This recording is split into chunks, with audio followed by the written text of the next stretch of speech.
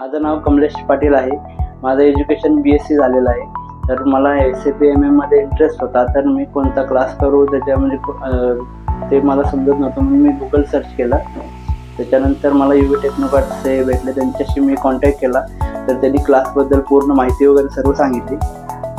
त्याच्यानंतर माझा क्लास वगैरे चालू झाला. क्लास चालू झाल्यानंतर ते जसं सांगत गेले तसं पूर्णपणे मला नॉलेज येत गेला.